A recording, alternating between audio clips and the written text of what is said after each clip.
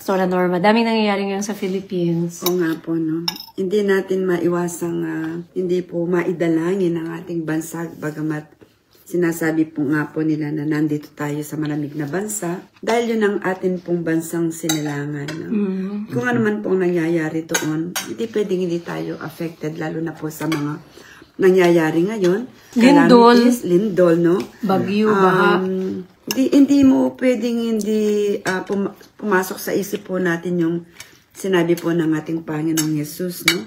Bilang mga mananampalataya kay Kristo, hindi ko maiwasan hindi bumalik doon sa salita ng Panginoon na ang tanda bago siya bumalik, although yun po ay pasimula pa lamang ng mga bagay na mangyayari. At sinabi po ng Panginoon na dapat lang mangyari mga bagay na ito, no? Pero hindi pa yan ang wakas, sabi niya. Huwag kayong maalarma.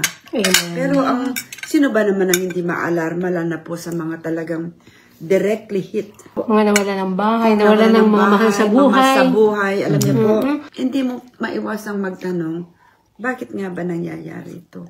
Like for example, sa Pilipinas, meron kayang mensaheng na dalhin ng Panginoon sa atin, no? Amen. Bilang kanyang mga nilikha, bilang tayo pong mamamayan, no?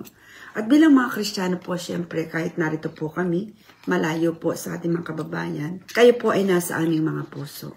We really pray na ang pag-iingat po ng Panginoon, at higit sa lahat, hindi lang po yung physical na pag-iingat, kundi yun po bang magkaroon po tayo ng kamalayan, mapagtanto din po natin na, Lord, ang relasyon ko sa iyo, kumusta? Amen. Meron pong self-reflection. Napakalaga po nun, no?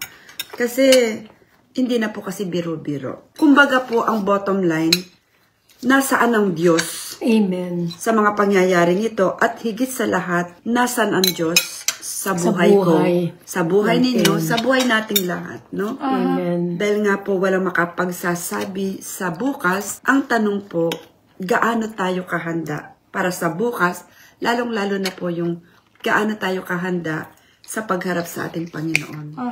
Amen. Marahil po sa inyo na hindi nyo po kami nakikilala at di rin namin kayo nakikilala. Pero inilalagay po ng Panginoon sa puso namin, no? Yung bang idalangin ang ating bayan. Amen. Dalangin ang mga masabuhay kasi hindi mo natin hawak ang bukas.